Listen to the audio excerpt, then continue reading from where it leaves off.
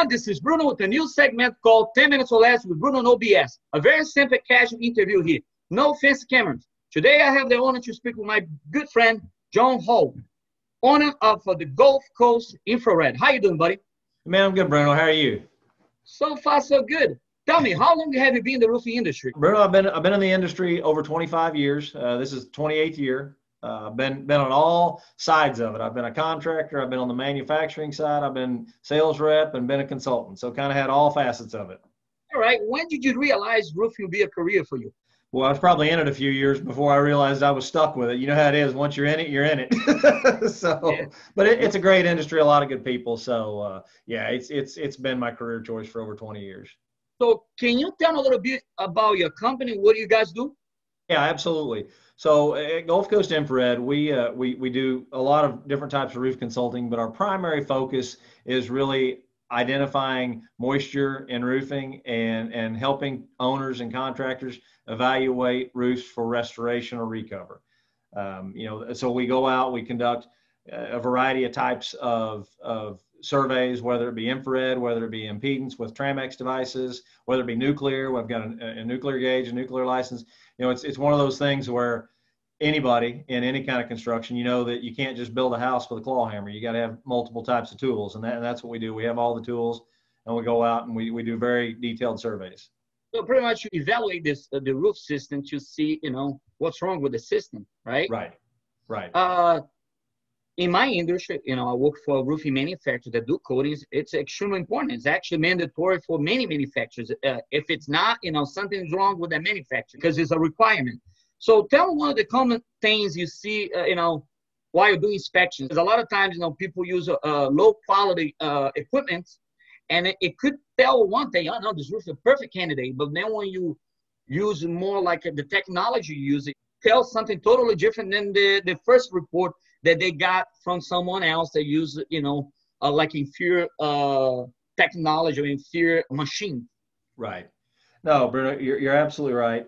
And some of it's the technology, and a lot of it is the operator's training and experience and understanding. I can tell you that, obviously you're in the coating side of it, and I've worked with, a lot of the roofs we look at, owners are considering them for a restoration because it makes sense. We always want to look at a restoration before a tear off, right? That makes the most sense.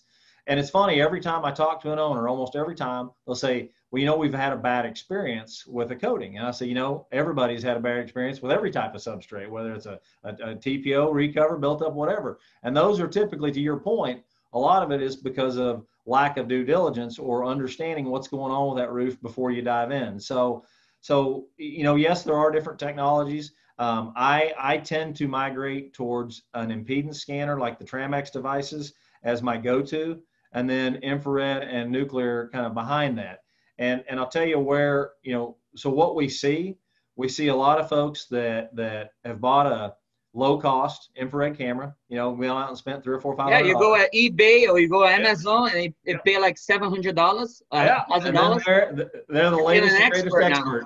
That's right. It's almost like when they have those drones, right? And you have one with a high quality, do 3D pictures and beautiful pictures, and you have that one, that I can buy for my kids at Walmart. And the quality is not going to be the same.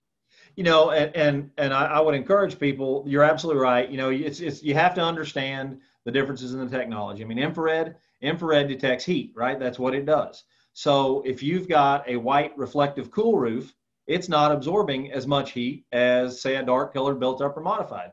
So infrared, even the nice high dollar infrared, might not be as effective on a roof that's not absorbing as much heat as, say, a device like a Tramex, where you're actually measuring the resistance or the current change caused by the moisture in the roof.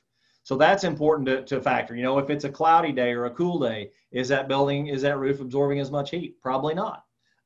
Where on the other hand, if you've got 1,000 squares and it's dark and it's hot, that drone might be perfect for you. So it's important to understand that. And it's important to understand, be trained. Unfortunately, a lot of folks out there don't have all the knowledge they should have, and these devices aren't used correctly. I know the answer, and I'm sure you know the answer too as well. What is the best time, for people that don't know the answer, what's the best time to do those moisture survey? The best time of the day?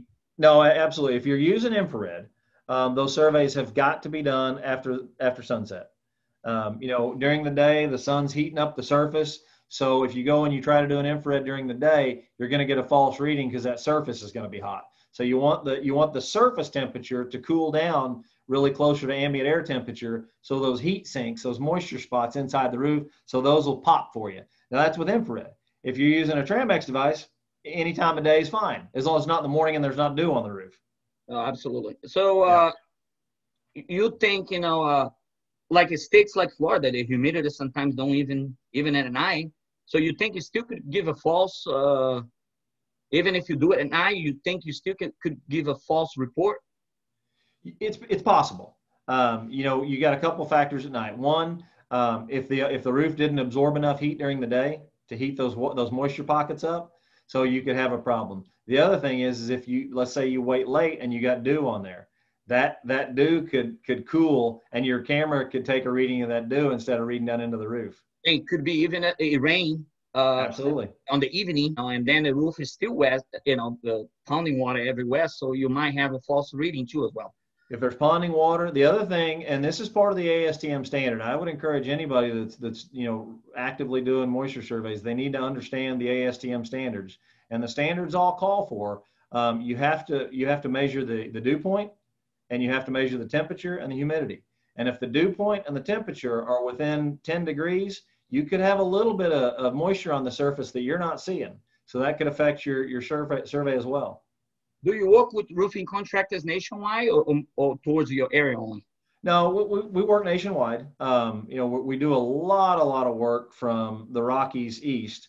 But no, Bruno, I've done projects around the globe. We work in the Caribbean. I've worked in Europe. I've worked in South America. So, wherever, how it is, wherever the project calls. There you go. What do you see for the future of our industry, for the new technology, for the new people coming up to our industry now, the young generation? No, I'm glad you asked, and that's exciting because I think what we're seeing is we're seeing the younger folks and even the older folks starting to embrace more due diligence in advance. More getting out, and obviously you do your moisture survey. We're seeing more. I saw a video yours the other day where you're taking core cuts. We're actually using the pen probes and actually measuring moisture content, and the younger generation is really embracing that. One thing that I was really fortunate to be involved with, Tramex, the manufacturer of, one of the largest manufacturers of these meters. So last year they brought a group of us subject matter experts. I represented the global roofing industry. They had some folks there from concrete, from building restoration, so different aspects. And they created a think tank and a symposium. And that's exactly what this group is doing, is trying to share the knowledge and the methods and the means with the younger generation. So really I teach classes, I teach certifications now, trying to share Awesome. what we know, trying to share what we know so that more people can learn. I mean, we don't want this to be a secret. We want everybody to understand what's going on in roofs before they restore them. So we don't want it to remain a secret. Does your company sell equipment too as well or no? We do, yeah. We work directly with Tramex, and we represent the equipment here in North America. And I'm their only authorized trainer and certifier for roof moisture surveys using their equipment. So Awesome, if somebody's interested, they can reach out to me and I can help them with the equipment, the training, all that. How long it takes for the training? It's a 2-day class. So we spend 2 days. Then you get a certification and you're ready to go. Absolutely. Yep. All right. Any messages out there for the people watching this video, my fans, people that, it could be towards the COVID-19, because that's what kind of a situation for everyone pretty much, right? Right. No, I would just, messages, obviously the business is going on out there. We're seeing it, we're having to do more stuff like this, virtual and online. So if we got folks, we do trainings in person, but if we got folks that want to take advantage of training, we can do them virtually like this. Yeah, I mean, that's it. I mean, more information can be found at Gulf Coast Infrared, website. So absolutely, but business continues. It was a pleasure talking to you. Next time I'm in town, lunch is on me, brother. Sounds like a plan. I'm gonna hold you to that. Be safe out there. Thanks, Bruno. You too.